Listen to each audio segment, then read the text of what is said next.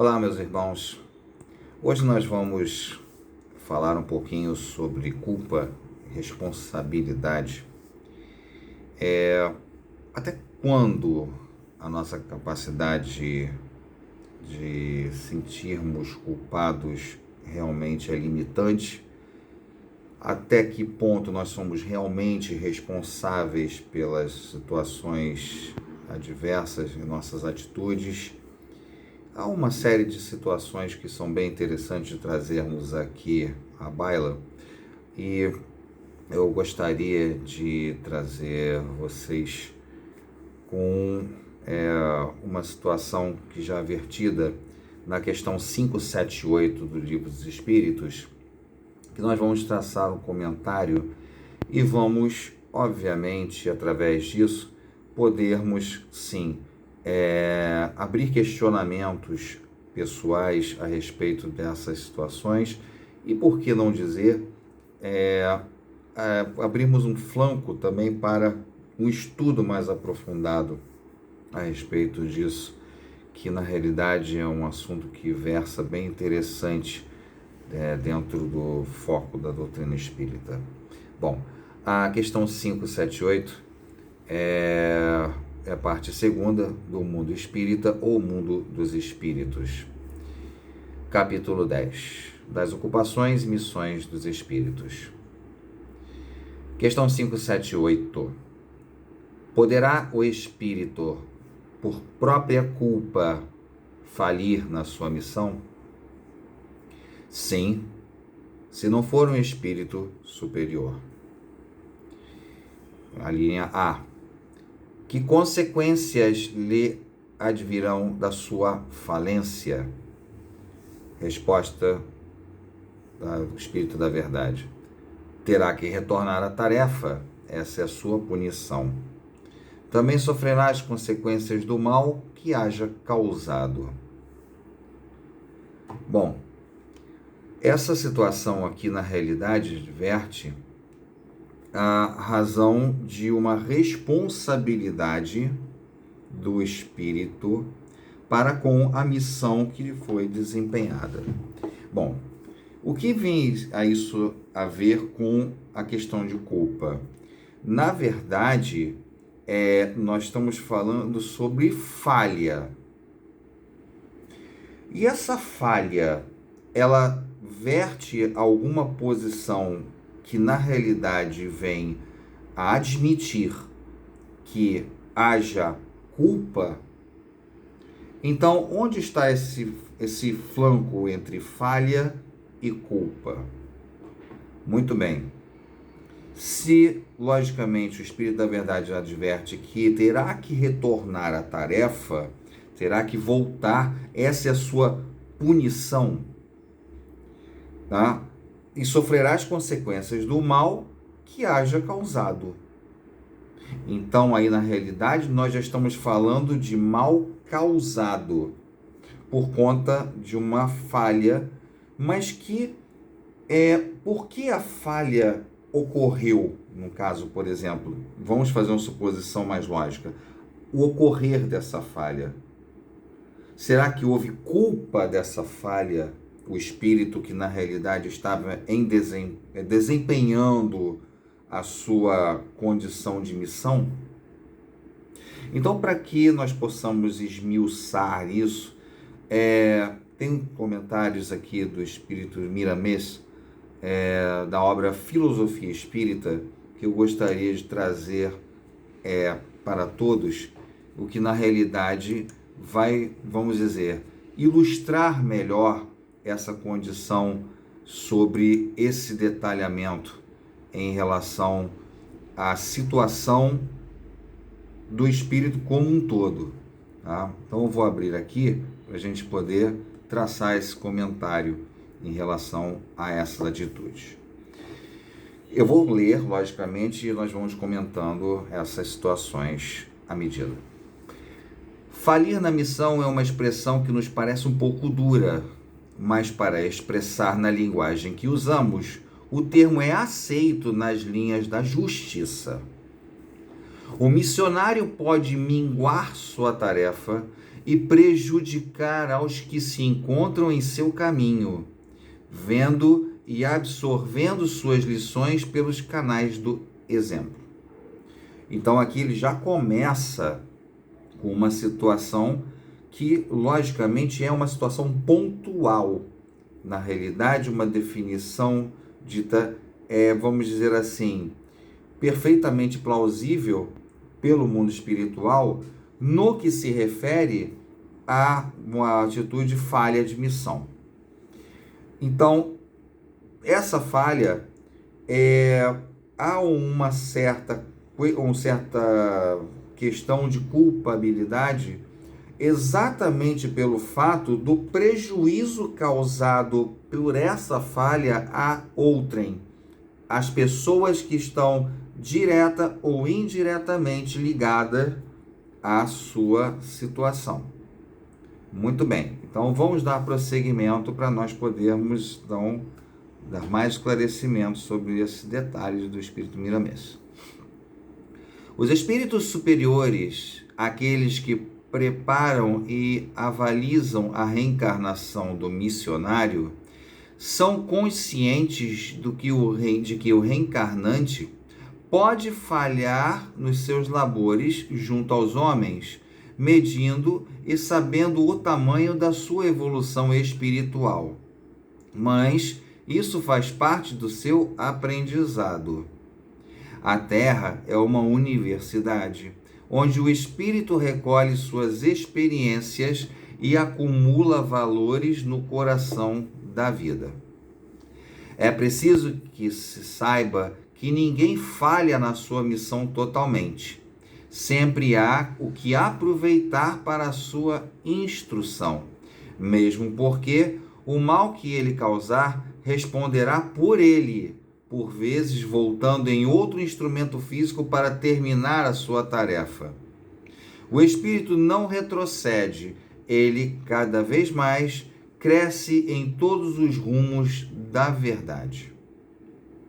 Então, lógico, questões óbvias que você, aqui, inclusive já comentei até sobre isso aqui no outro vídeo, que na realidade nós apreendemos essa missão, logicamente, no ato, um pouco antes do ato reencarnatório, porque, lógico, nós sabemos da missão. É como, logicamente, num fronte de batalha, o general abre aquele mapa e explica para, no caso, os seus oficiais, quais são as atitudes estratégicas que irá tomar para que ele adentre o campo do inimigo e ele possa ter sucesso nos seus objetivos. A mesma coisa somos nós nesse planning, nesse planejamento que é um planejamento reencarnatório, que logicamente isso vem do departamento de reencarnação da colônia espiritual e faz com que logicamente nós tenhamos essa situação já vista com, vamos dizer, os esmiuçamentos, as particularidades que nós vamos ter, lógico, na nossa missão. Obviamente, a carne, aspas, é fraca e nós, no desenvolvimento dessa missão na Terra, o que acontece conosco? Podem haver desvios não pontuais, que simplesmente você agrega a situações que na realidade você depois vai ter que responder por cada situação dessa. Cada desvio e, logicamente, do desvio que você se fez uma criatura que infelizmente não foi muito feliz, e daqueles que são os envolvidos nesse caminho, os terceiros que são envolvidos nesse caminho. Então tem muita coisa ainda para realmente a gente entender qual é essa vazão, esse desenvolvimento, o encaixe desses pensamentos e logicamente dessa lógica. Vamos dar uma sequência? Não existe no livro da vida perdição eterna, como assinalam muitos escritores. posicionando-se como doutores da lei, e mesmo a palavra eterna não tem o significado que se lhes quer dar por haver muitas eternidades. Somente Deus sabe irradiar seus pensamentos na linguagem universal, de maneira que os espíritos mais evoluídos assimilam seus grandes desígnios e executam a sua soberana vontade. Dando sequência. Todos, quase sem exceção, falimos de certa forma. Isso é importante todo mundo saber. Repetindo. Todos, quase sem exceção, falimos de certa forma, quando encarnados. Há muitas coisas que deveríamos fazer e que não foram feitas, quebrando o ritmo das linhas do amor mais puro. Somente fazemos o que a nossa evolução suporta, não quando não há pecado, da maneira como isto é entendido por determinados companheiros estudiosos do Espiritismo no mundo das formas. Há, sim, um processo de despertamento espiritual infalível em todas as criaturas. Aquele que falhou na sua missão, o seu castigo, mesmo como espírito conhecedor da verdade, é de retornar ao campo de lutas na carne para começar novamente e fazer o que deixou de realizar, para tornar-se um completista. Há determinados missionários que fazem além do previsto. Esses são os espíritos altamente conscientes dos seus deveres junto à humanidade e aproveitam sua estada na Terra, reunindo todos os seus esforços, avançando além do previsto e realizando maravilhas, de modo que a própria lei, as provas e os testes mais difíceis se curvem diante deles. Outros, por sua vez, passaram pela prova de escárnios e açoites, sim, até de algemas e prisões. Isso está lá no livro dos Hebreus, no Antigo Testamento, capítulo 11, versículo 36. A razão do ser humano é para ele discernir o que deve aceitar ou não. E no espiritualista, ele deve ser mais aguçada pela prática de estudar e assimilar. Os espíritos estão mais presentes na vida dos homens do que pensam, mas eles se aproximam de acordo com a sintonia de coração para coração. Vamos terminar logo para nós podermos aí então a gente adentrar com todas as explanações. A doutrina dos espíritos é a fonte de que pode ajudar a todos os de boa vontade.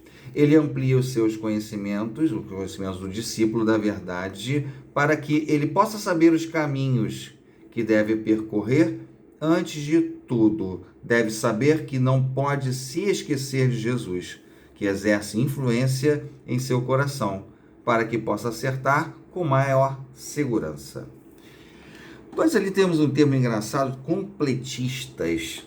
Na realidade, o completista é exatamente aquele que exerce a sua condição de execução do seu planejamento e realmente consegue, no fim dessas situações, obter sucesso, né, e retornar ao plano espiritual sem que tenha que, logicamente, passar pela mesma situação em uma outra oportunidade, em um outro corpo físico, em mais dispêndio de tempo e, lógico, tenha que completar aquilo que deixou de lado essa lacuna. Então, logicamente, o Miramês ele completa dizendo que essas situações, que são situações que o próprio espírito precisa recorrer, que são situações que raramente o espírito consegue manter atitudes retilíneas o suficiente para que não haja nenhum desvio sequer na sua existência. Isso é dificílimo, porque nós temos traços reencarnatórios que, logicamente, se aprazem muito com prazeres mundanos, com situações que, na realidade, situações encarnatórias, que vão fazer com que a sua condição de encarnado fale mais alto a carne propriamente dita, exatamente por essas situações mundanas. E isso faz com que o desvio seja praticamente impossível de ser evitado. E, lógico, aí a culpabilidade exerce um poder enorme sobre essa condição. Agora, vamos fazer uma suposição aqui, minha gente. Vamos ser mais sucintos. Vamos fazer uns exemplos aqui para nós podermos entender qual a limitação da sua culpa. Onde está a limitação da sua condição de culpabilidade na condição de reencarnado? Vamos fazer uma suposição aqui.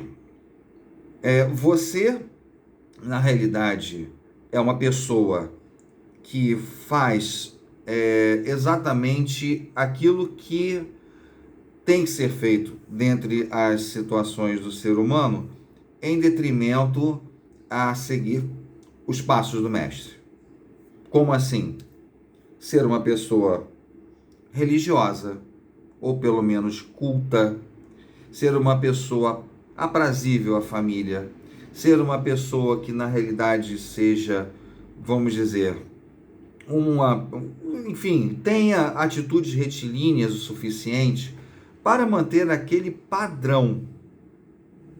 Só que a vida, ela é feita de escolhas. Escolhas estas que na realidade muitas das vezes dependem, obviamente, de onde? Do livre-arbítrio de cada indivíduo. Muito bem.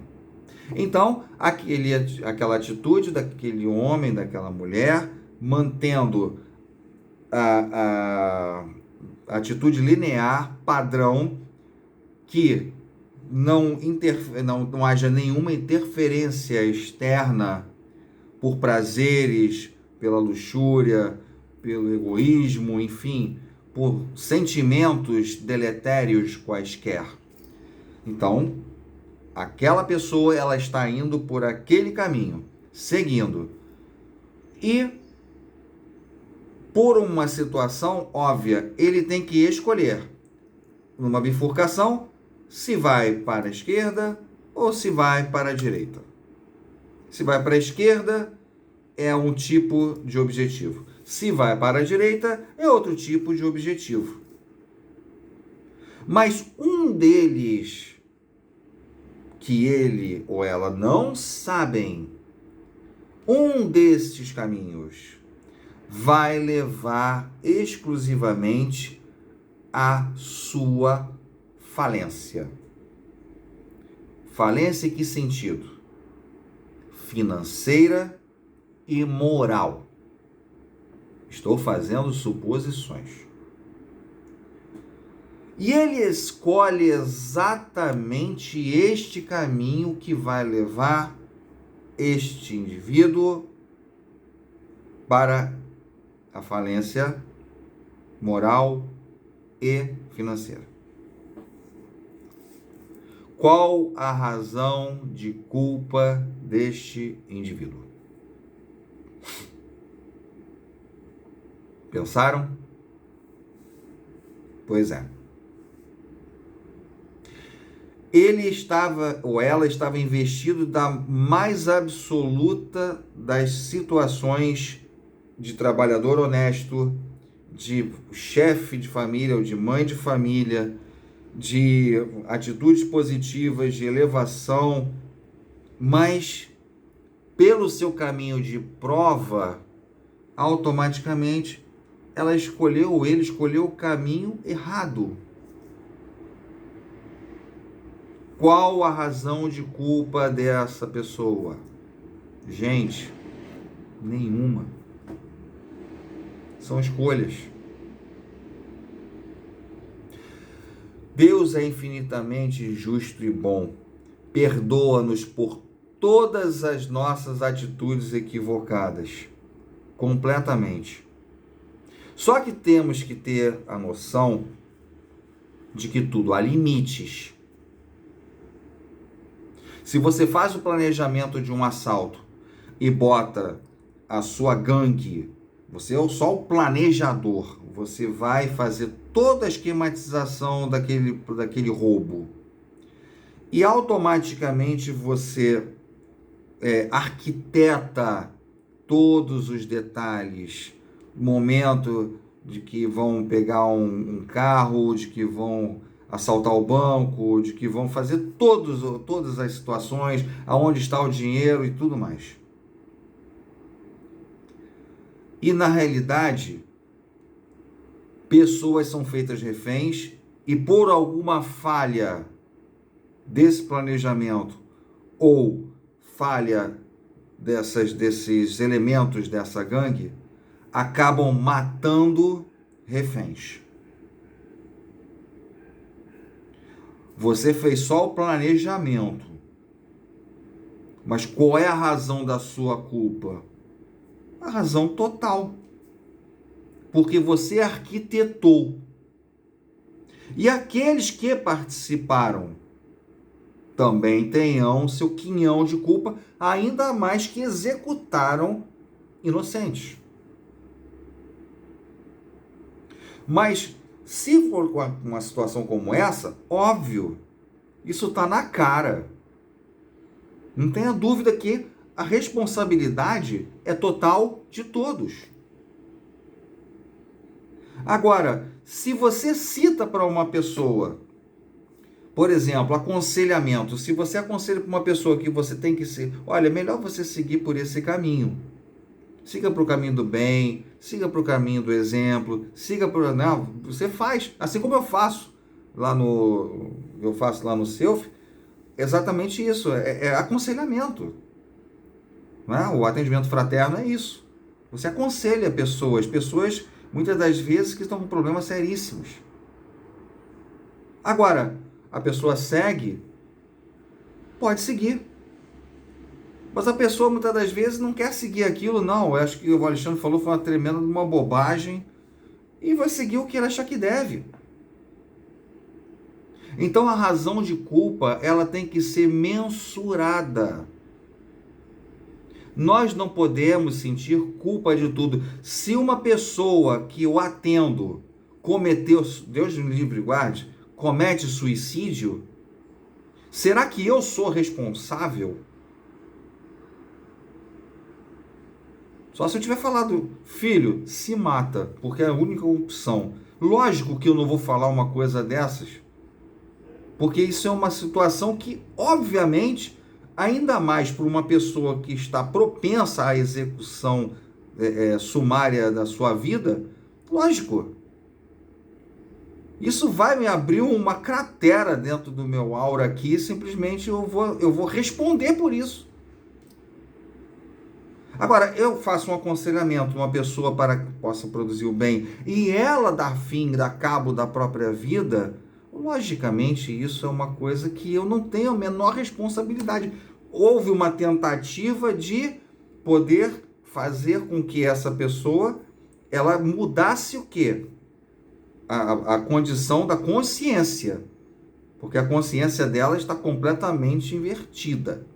Está querendo realmente acabar com a sua vida.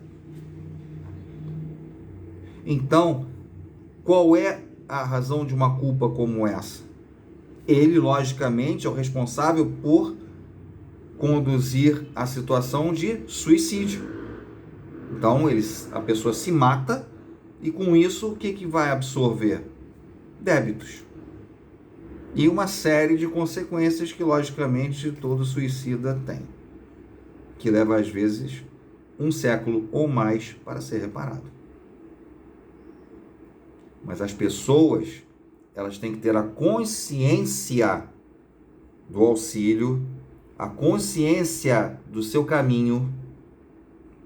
E no terreiro, médiuns semiconscientes, médiuns conscientes, não tem que ter cautela? Sim, tem que ter muita cautela, porque os seus pensamentos muitas das vezes podem estar até interferindo. Então, tem que haver um preparo muito bom para que nós não tenhamos essa razão e depois tenhamos que arcar com a responsabilidade de um atendimento mal formulado. Você vê, lógico, isso tudo tem que ser extremamente mensurado, medido. Não podemos simplesmente dar as costas à responsabilidade, jamais. Jamais. E, lamentavelmente, o que mais vemos nos dias de hoje são caminhos que simplesmente começaram muitíssimo bem, obrigado, com estratégias, com planejamento para uma reencarnação reparatória completamente concisa dentro dos liames da espiritualidade superior e sendo transformadas a partir dali numa situação praticamente irreversível, de que a pessoa ela simplesmente se entrega aos prazeres mundanos, às situações deletérias das piores possíveis. E aí vai a roda novamente. Isso, lógico, a aplicação da culpa, por mais que o nosso divino mestre, lógico, Deus esteja sempre olhando por todos nós e nos perdoando incondicionalmente, temos que arcar com as nossas responsabilidades, sim. Assim como Miramês disse aqui muitíssimo bem, nós vamos virar completistas exatamente pelo fato de que até a última situação realmente tem que ser reparada, porque o grau de culpa, ele logicamente vai fazer com que todas essas situações venham à tona. Há casos, por exemplo, de empresas em que o almoxarifado, a pessoa antigamente calçava-se nota fiscal, fazia um monte de situações nesse sentido. Então, o cara do almoxarifado estava envolvido, o cara da produção do chão de fábrica estava envolvido. Então, tinha uma situação vamos dizer assim, de um verdadeiro planejamento de empregados mal intencionados dentro de uma empresa. Aí vinha uma auditoria externa, uma auditoria interna e simplesmente pegava toda aquela parte arquitetada dessas pessoas, verificavam os controles dos estoques e viam que na realidade tinha havido manipulação por parte das pessoas envolvidas. Aí vai um, entrega o outro, e qual é a responsabilidade de todos? Simplesmente total. Então, não adianta. Temos que vir sempre para o lado correto, sempre pelo lado correto, pontual, sempre pelo lado retilíneo, sem desvios. Não olhemos para o lado.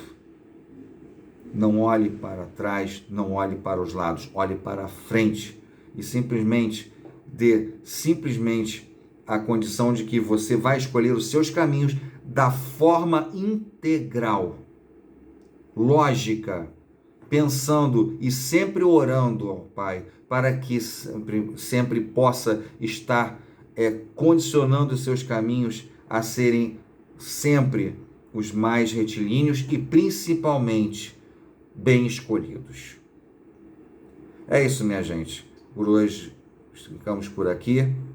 Logicamente, esse assunto vem umas situações e tem muita coisa que, na realidade, em 30 minutos nós não podemos dissecar esse assunto. Sim, dar aquelas pinceladas para que nós possamos sempre falar da melhor maneira possível, explanar da melhor maneira possível e, obviamente, fazer com que esse assunto ele tenha uma conjuntura muito melhor e, logicamente, uma razonabilidade no sentido de nós podermos aprimorar sempre o nosso desenvolvimento espiritual, nosso desenvolvimento cultural.